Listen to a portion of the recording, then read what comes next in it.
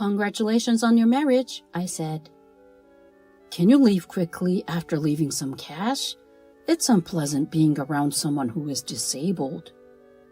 I'm a working adult who has been married for a few years. I was in a car accident shortly after I got married and lost the use of both of my legs. Every week, I go to rehabilitation, but I still live in a wheelchair. When I first learned that I will be confined to a wheelchair, I was shocked. My wife, in-laws, and other family members have been very kind and caring to me. It has helped me stay positive and do my best during the difficult rehabilitation process. Because I worked from home, I was able to live comfortably in a wheelchair. My wife and in-laws were gracious to me. There is only one bothersome person in my life. The person is my wife's brother, my brother-in-law. My brother-in-law is an intelligent man who has a good reputation among his peers and gives the impression of being a nice young man. I thought he was a nice man when I first went to my wife's parents' house to greet him. When he discovered I had been in a car accident and was in a wheelchair, he revealed his true nature. "The worst part is that my brother-in-law is disabled. Don't make things difficult for our family." That didn't seem like the sort of thing to say to someone who had just been in a car accident. When my wife and I went to my in-laws, he said the following words to me. "Could you please do not put this wheelchair here? Leave it outside when you come into our house because it's in the way." I was mentally spent.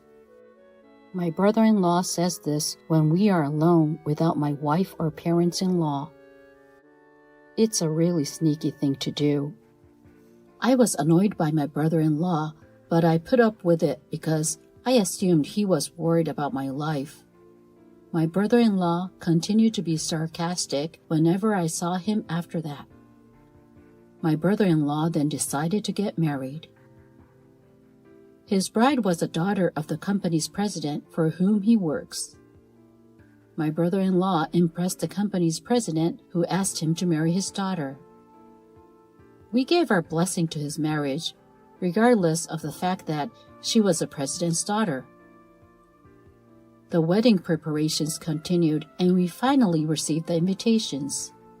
I marked the "10" box on the invitation and returned it. Everyone was excited for my brother-in-law's wedding. We arrived at the wedding venue stated on the invitation. Today's wedding was a lavish affair held at a well-known hotel. Because the bride was a daughter of the company's president, it appeared that many guests were invited. I was aware that the money spent on the wedding was substantial. Because my wife needed to use the restroom, I decided to wait in the corner of the ceremony hall. Then, from behind me, I heard a familiar voice. "The worst thing you can do is marry an ugly woman, but I'll put up with it because she's a boss's daughter. Getting married into a wealthy family, I'm going to be living the high life. I'll put up with marrying an unattractive woman if it means living happily ever after." My brother-in-law and his friends had been gossiping about the bride. After a while, my brother-in-law left and I returned to my wife. I debated telling my wife what I had just heard, but I couldn't tell her, who was overjoyed about my brother-in-law's marriage, so I decided to remain silent. My brother-in-law and in-laws were already conversing in the groom's waiting room when I arrived. "Congratulations on your marriage." "Thank you for coming." He was so pleasant that I could not believe he was the one who had just been gossiping. "I'd like to speak with him alone. You two can go to a waiting room and unwind." My brother-in-law led me down the empty hallway for some reason.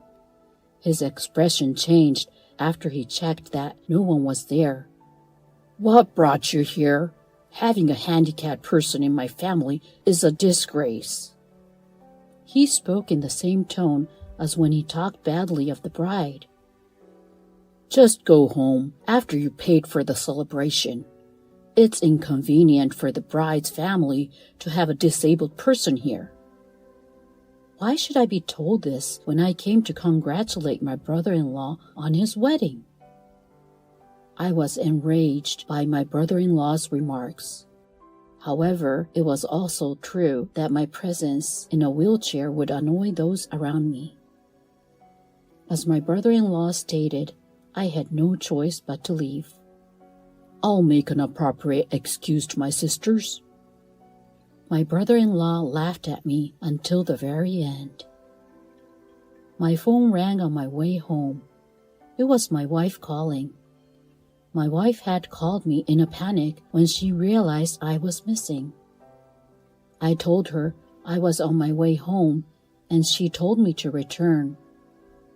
You know how much trouble a handicapped person like me causes everyone, don't you? I kept it a secret that my brother-in-law had said this, and told her that my presence would only cause trouble. Who said that to you? Nobody said anything like that. And if anyone says that to you, I'll be the one to yell at them. I was really happy that my wife was upset as if it was said to her. After hearing my wife's word, I returned to the wedding. When I returned to the wedding, my wife ran up to me. My in-laws were relieved to see me return. Why did you return? I told you that disabled people are a pain. My brother-in-law yelled at me when he found out I had returned. Handicapped people in wheelchairs are the garbage of society, so get out. My wife snapped at him when she heard his outburst against me. My wife told him to stop calling me names, but he wouldn't listen. I told him that people with disabilities are not welcome here. I'm bothered by his presence. My brother-in-law's snide remarks about the disabled did not stop. A visitor overheard my brother-in-law and my wife arguing and approached them. The guests were taken aback by my brother-in-law's change in attitude, and there was a commotion in the ceremony hall. The bride and her father noticed something was wrong and approached us. My brother-in-law, on the other hand, did not stop making fun of the handicapped and continued to make rude remarks to me. I couldn't take it anymore and decided to play a recording for everyone to hear. The worst thing you can do is marry an ugly woman, but because she's the boss's daughter, I'll put up with it. My brother-in-law and his friend became agitated when I played the recording. What the hell? This recording's made up. My brother-in-law appeared distressed and began making excuses. I ignored my brother-in-law's request to stop the recording and kept playing it. I continued to play, ignoring my brother-in-law. I'm going to be the celebrity now, like I'm going to be rich. My brother-in-law's face was flushed and he trembled. I'm willing to marry an ugly woman if it means I can have so much money and play around for the rest of my life. The invited guests began to murmur after the audio had finished playing. My brother-in-law's face had turned pale after being read earlier. He couldn't respond to them other than to open his mouth wide. In fact, this recording was of my brother-in-law and his friends before the ceremony began. My brother-in-law and his friends were talking to each other without realizing they were being recorded. When my brother-in-law discovered the truth, he attempted to seize me, but someone else moved faster than he did. It was the father of the bride. He took a position in front of my brother-in-law and applied silent pressure to him. Mr. President, I apologize, but there is a deeper reason for this. My brother-in-law, who was unaware of the bride's father's situation, began to make excuses. This disabled person is a fraud who is attempting to set me up. My brother-in-law claimed that I was to blame for everything. After listening to my brother-in-law, the bride's father spoke quietly. The bride's late mother was born with a disability. She had spent her entire life in a wheelchair. He stated that he wished to establish a business where people with physical disabilities, such as his wife, could work comfortably. He stated that he didn't need someone who thought like his brother-in-law in his company. The bride's father's word caused the brother-in-law to panic. "President, it's not my fault. It's entirely his fault." Nonetheless, my brother-in-law attempted to make amends with the bride's father. His excuses, however, were not accepted by the bride's father. The bride was shocked to learn that her groom had approached her for money. But she remained calm and stated that she would cancel the wedding and end the engagement. In a panic, my brother-in-law attempted to approach her, but the bride's father stopped him. The bride and her father finally apologized to the guests, and the ceremony was canceled. My brother-in-law collapsed to the ground and never got up. Many of the guests gave my brother-in-law and his friends cold stares as they left. My brother-in-law's remarks offended some of them. The bride said, demanded compensation for ending the engagement. The engagement and wedding were annulled, and the bride's family, as well as the guests, were informed of the wedding costs and everything that he had said. Furthermore, the bride's father is a well-known and powerful member of the local community. My brother-in-law was fired from the bride's father's company and tried to get a new job at another company, but no company would hire him, as they were afraid of the bride's father giving them grief. My brother-in-law attempted to get job referrals from his friends, but they all cut him off. My brother-in-law left town after failing to find work at any company. He worked all day and night to pay off the wedding expenses and compensation for the engagement in a faraway place. But he became crippled after a car accident. It's ironic that he became the handicapped person he was mocking. As for me, I am now able to walk on my own 2 feet, thanks to my wife's unwavering support and rigorous rehabilitation. On weekends, my favorite thing to do is go shopping with my wife. I like to repay my wife for the burden I put on her. Thank you for watching until the end. Hey, where'd that go? Where'd it go? What's that? Well, as I wondered what was going on, my husband got demoted because he seemed to be making more mistakes at work. He has never been a hard worker, so he didn't seem too shocked by the demotion. But he kept forgetting things more and more, so we went to the hospital just to make sure.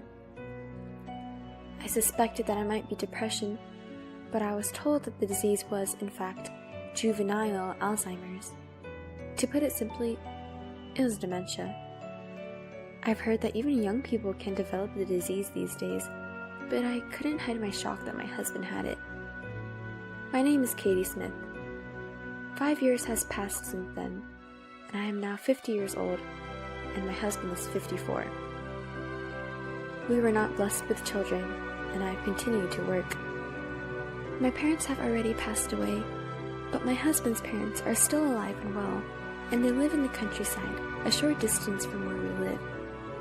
They're very warm people, and when my husband was diagnosed with Alzheimer's, they even suggested to take him in themselves and that I should get a divorce.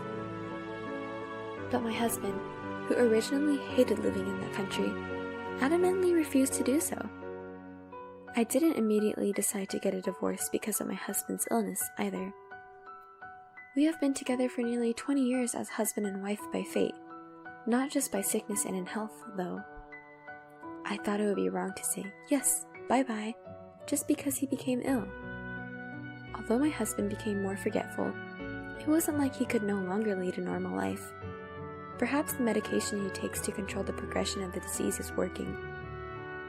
It isn't so bad because it's not like he's unable to do anything, and he's still able to recognize me. Although he sometimes doesn't respond to me, he's not much different from a normal person when he acts normally. However, when I asked him about certain things, he often says he doesn't know or doesn't remember. He made more mistakes at work, and sometimes cried when he couldn't understand the paperwork. I'm thinking of quitting the company, so if I quit, would you support me? He said so, but I couldn't say no to my anxious husband, and in the end, he quit the company. He never goes out and spends most of his time at home, but I don't see any problematic behavior when he's inside the house. He often leaves things out and doesn't put them away, or comes home to find food all over the place. But it's not like he's bothering anyone else, so it's within the realm of acceptable behavior. So my husband has been home ever since he quit his job. I talked to the doctor about the possibility of having someone to take care of him while I'm away at work. But he said that I don't have to worry too much because he still has the ability to detect danger. The doctor said we would talk again when the disease progresses. For now, the doctor told me to tell my husband to lock the door when he goes out and not to go outside alone. I was still a little concerned if he would be okay with that, but he just kept saying, it's okay to be alone. And sometimes he lost his temper if I insisted too much. Shut up! I'm sick! Don't talk about unnecessary things. You're confusing my head more and more. Be considerate to me. I had to leave him alone because I couldn't handle him. 5 years before my husband's illness was discovered, at the age of 40, I was promoted to a section manager. My salary increased, so even if my husband left the company, we didn't suddenly find ourselves in a difficult situation. We didn't have children, so we had a good amount of savings, so there was no need to panic when the time came, and the savings were still untouched. I was really glad that I was working. I only hope that the life will continue to be as normal as possible. However, there's one thing that's been bothering me lately. Things often go missing. Many of the things that are missing are brand name bags that I used to cherish, shoes and clothes that I had just bought, and other things that are pretty expensive. I saved them up and bought them as a reward for myself. I looked for them, wondering if I put them somewhere unusual, but I couldn't find them. When I asked my husband about it, all he said was, I don't know. I asked him, hey, do you remember taking it somewhere? No, I don't remember. My husband just repeats the same words. I wonder if his illness has progressed to the point where he doesn't even remember that he took them out of the house. When I come home from work and ask what he did today, he often says, I can't remember. The doctor told me that sometimes the progression of the disease is slow and sometimes rapid, but I couldn't help but wonder if the progression was getting faster. If this were the case, I would be concerned about leaving him alone while I'm away. If he started to wander around, I wouldn't be able to take care of him by myself. I was so worried about how my husband was doing that I set up surveillance cameras in the house without telling him. What if he starts wandering around and bothering other people? I don't want him to do that. If that were to happen, I would have to deal with the situation accordingly. A week later, after my husband went to sleep, I fearfully checked the footage from the camera. But what I saw there was far beyond what I imagined, and I was astonished. I had no idea that this was happening. My husband was bringing a woman into our home. I haven't even had a proper conversation with my husband for the past 5 years. He only answered vaguely when I asked him anything, but in the video, he was talking normally without any barriers. It was hard to believe that he was suffering from dementia. Moreover, I was even more surprised when I saw the face of the woman who came in. It was a female doctor who had diagnosed my husband with dementia. The hospital we went to was the one that was in charge of medical checkups for my husband's company. Was this some kind of sick joke between my husband and the female doctor? Or is it a complete lie that he has dementia? Are you sure that she hasn't found out about it at all? Not at all. Dementia is a convenient disease. I don't have to work, and I could just say I don't remember it to anything inconvenient. What a bad man. You make your wife work while you relax at home and bring your mistress along. You started it, didn't you? When I said I was tired of working and wanted to quit, you said you had a good idea. I didn't think it would go so well. The woman was shown crossing her legs as she laughed with my husband. She's very cocky anyway. I don't know if she got promoted to section chief or whatever, but she's getting paid more and more than me. She's getting ahead of me. I'm sure she must have looked down on me. But thanks to her, we can spend time like this. Well, she's my ATM, so she's got to keep working hard. You said she was your housekeeper the other day.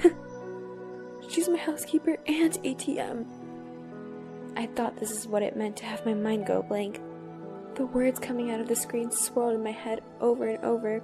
Oh, and Hannah, don't take things out of the house too much, because my wife noticed some stuff is missing. She said, why don't you just take them out of the house and pretend they're gone?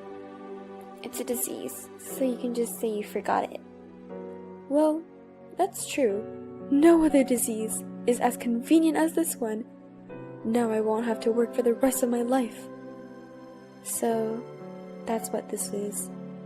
What was I, who has been trying to support him without questioning him? For 5 years, I've worked so hard and done so much housework without knowing what I was doing. I felt like an idiot and felt as if my power has been drained from my entire body. For some reason, I suddenly burst into laughter. I thought I might have gone crazy. That's how angry, sad, frustrated, and despairing I felt. The despair didn't end there. I checked my bank book to see if it was possible, and found that my balance was 0. All deposits I've saved since we got married were taken out. I felt so lost. I thought it was the end of the world. I couldn't feel any emotion. When dawn broke, my husband woke up with a nonchalant look on his face, and as soon as I saw him, I felt a rage welling up inside my emotionless soul. Where's breakfast? I felt like grabbing my husband by the chest and cursing him with all my power, but I resisted the urge.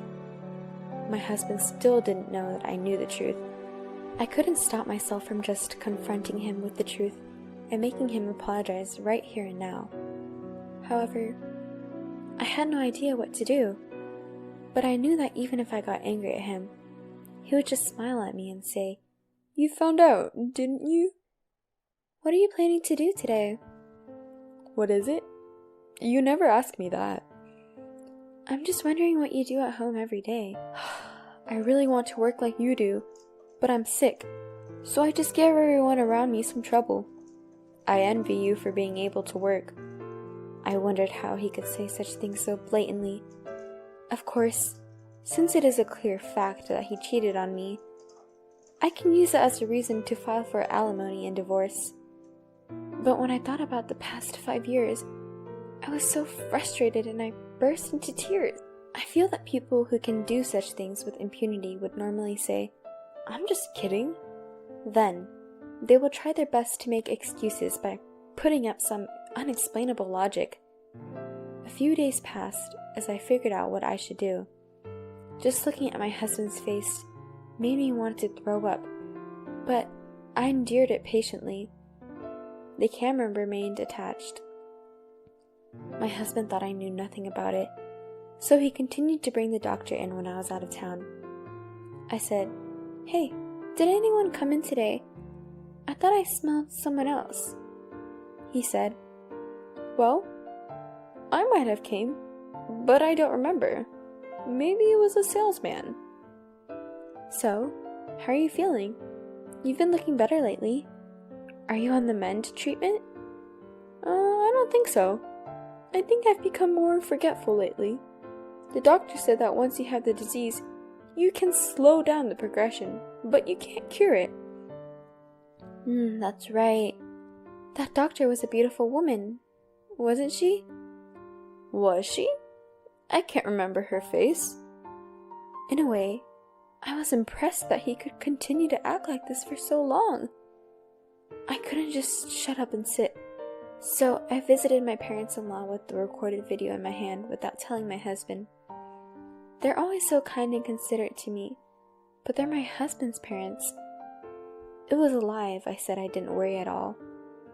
No matter how bad he might be, he's their son, and they could take my husband's side rather than mine. They might say that my husband cheats on me because I, his wife, am not good enough. Some might say that I was an unfit wife for not understanding my husband's reluctance to go to work, even after telling such a lie. I had no one else to talk to. I was thinking, if both of them blamed me, I would just give up, shut up, and get a divorce. Mr. and Mrs. Smith, I'm sorry to call you out of the blue, but I wanted to talk to you about something. What's wrong? You look so worn out. What happened? Ma'am, Anyway, come on up. Are you hungry? I'll make you something hot to eat. My mother-in-law's words almost made me cry. I didn't need to worry at all. My parents-in-law, who saw the video of the affair between my husband and the female doctor, got down on their knees and apologized to me on the spot. Stupid son, I'm so sorry. Katie, I am so sorry. Instead of blaming me, they were crying and holding my hands, which made me cry too. It was as if all the tension that built up in me for so long was suddenly gone. But that didn't make my anger at my husband disappear. But I was happy from the bottom of my heart to know that I had someone on my side. There was one more thing that made me happy. To my surprise, I received an offer of promotion to a department head position. I was more than happy to know that there was a place where I would be recognized if I worked hard. I was reassured that there was a place for me, too. Hey, Katie, are you listening to me? What? Oh, I'm sorry, I was a little spaced out. I was thinking about how I could punish my husband, and I got a little carried away. It's not funny if you and your husband are both demented. His words made me think of something. I wondered if you would take care of me if I became demented. Screw you! I've got my hands full with me myself. There's no way I can take care of you. When I said this, my husband looked at me with wide eyes. From then on, I've tried to say a little more of what he said before every day, to make it more real. Hey, what was I doing earlier? I've been making a lot of mistakes at work lately. I seem to be forgetting things. I forgot how to use a washing machine or how to cook rice. My husband began to get more and more nervous. I don't know if I can keep working, but I'm glad you're here. After about 2 months of this, one day when I came home from work, I found out that my husband left the house. He left behind the divorce papers he had already filled out. He even left a polite note. I don't want to cause you any more trouble, so I've decided to divorce you. Please don't look for me. Ken. I know he ran away because he thought I might have dementia. Besides, I know exactly where my husband left off. My husband rented an apartment so that he could continue his relationship with the female doctor. This was also revealed in the hidden video. I'm getting a divorce. It won't be funny if I have to take care of her. I have already moved my savings to another place, so I won't have to worry about living for a while, he said with a laugh. He politely told her where his apartment was. I knew where the doctor lived from the conversation, so I went to the neighborhood. The female doctor was married and lived in a house in the suburbs with her family. I immediately submitted the divorce paper, and sent a bill for alimony and property division to her husband's newly rented apartment. Of course, I also sent the female doctor a bill for alimony by certified mail. It seemed like my husband received it, and he called me right away. He said, "What the hell? What's this? What's this about alimony?" Of course it's alimony for cheating on me. What? Oh, yeah. I sent it to that lady doctor too. I'm sure her husband must have found out about it by now, and they're having a hard time. In addition to the one I sent to the woman doctor, I also sent the video taken by the hidden camera to my husband. I thought her husband had a right to know. Oh, you? How did you know that? I was surprised too. I can't believe it was all a lie. I thought you were going crazy. Oh, you know, I was just trying to imitate you. You're so easy to fool, aren't you? You... My husband shut his eyes to what he did and started yelling at me. He said to me, I'm cheating, dirty. Do you think you have a right to be angry with me after pretending to have dementia for 5 years and living off my earnings? And you even brought a woman into the house. Do you think you're allowed to do that? I guess my husband never even dreamed that I knew everything. Suddenly, he became slurred. But what do you mean by division of property? I don't have property. We have her savings. Oh, I've already spent it all, and there's not a penny left. I thought he has come this far and was still blabbing. I revealed that I planted a camera in our house. I also told him that I heard everything he had told the woman doctor there, and that I had all footage as evidence. I have solid proof. When I told him that his parents knew about this and were furious, he started yelling at me again, saying, "How dare you tell them about this?" He doesn't seem to understand that he has no right to yell at me now. Thank God he blabbed on, so I didn't have to hire an investigative firm and spend any extra money. When I said this, my husband became silent for a while, perhaps at a loss of words, and then hung up on the phone. The following month, I received another call. What's going on? What? I just went to the apartment, and they said it was already canceled. What apartment? The apartment we lived in, of course. I thought to myself, he was the one who left the divorce papers, so I didn't expect him to come back. When I told him that I canceled the lease immediately after my husband left, he started to get angry, asking me why I did without telling him.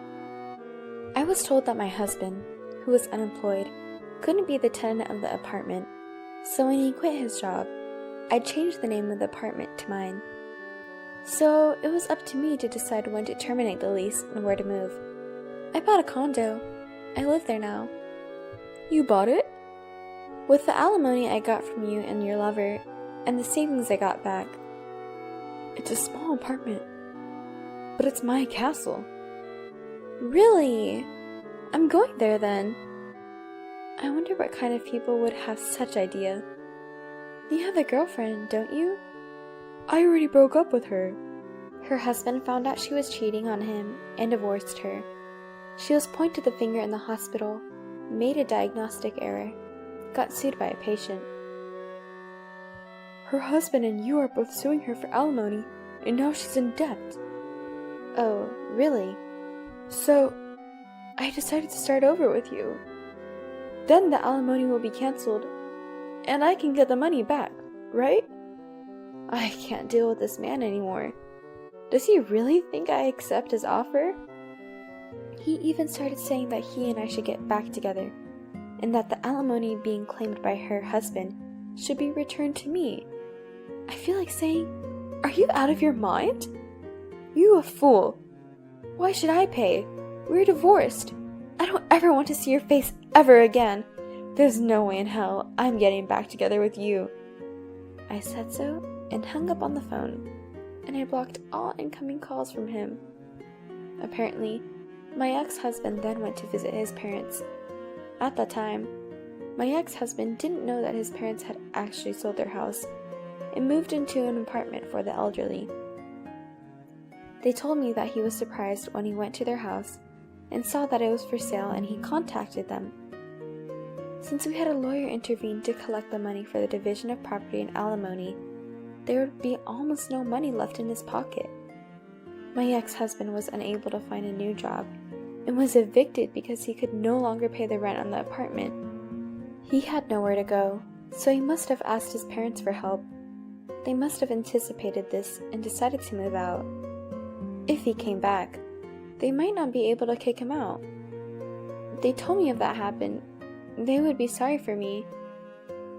I heard that he's now living as a live-in worker at a factory somewhere, but he's so lazy that he can't work as much, and he gets yelled at and beaten up by employees much younger than him every day. It seemed he has contacted his parents several times for assistance, but they have brushed him off. A few months have passed since the divorce, and I still keep in touch with them. They're always concerned about me and are like my real parents to me. I want to continue to be close to them, and if something happens to them, I will be sure to take care of them. I've been promoted to department manager, and my salary has increased. I intend to keep working hard. I am very much enjoying my peaceful life alone now.